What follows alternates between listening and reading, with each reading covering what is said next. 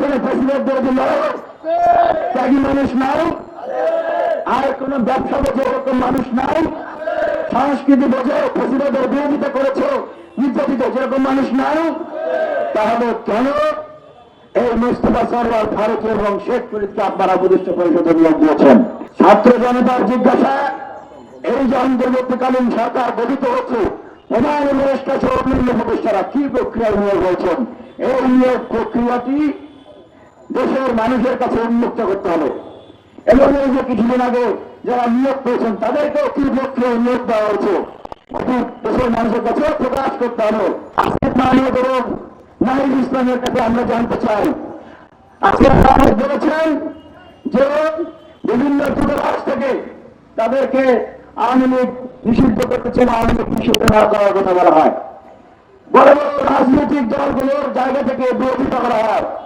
তাদেরকে বলতে চাই, আপনাদেরকে যারাই বিরোধিতা করুক, এই জুলাই অভ্যুত্থানের স্পিরিটকে সমুন্নত রাখার স্বার্থে নতুন একটা স্বপ্নকে বাস্তবায়ন করার স্বার্থে আপনারা কাউকে ভয় পাবেন না। আপনাদের পিছনে কি কেউ বন্দুক ধরে রেখেছে? দেশি বিদেশি বাংলাদেশের স্বার্থ বিরুদ্ধে নিয়ে কাজ করে এরকম কোন শক্তি কি আপনাদের পিছনে বন্দুক বা ছুরি ধরে রেখেছে? আসিফ মাহমুদ, নাহিদ ইসলাম, আপনাদের পিছনে যদি বন্দুক ধরে রাখে আমরা জানি আপনারা সেই মৃত্যু পরোয়া করেন না।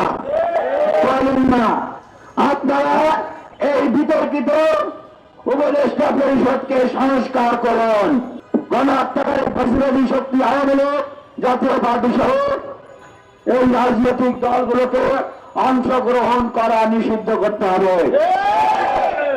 তাদের জানাবে যে নেতারা নির্বাচনে অংশগ্রহণ করেছেন, সদ্য নির্বাচনে, তারা স্বতন্ত্রভাবে নির্বাচনে অংশগ্রহণ করতে পারবে না। পাশাপাশি এই ব্যবসায়ী অঙ্গন, প্রশাসন থেকে শুরু করে বিচার বিভাগ থেকে শুরু করে প্রত্যেকটা জায়গায় এই ফ্যাসিবাদের দোষরদেরকে সমূলে উৎপাদন করতে হবে।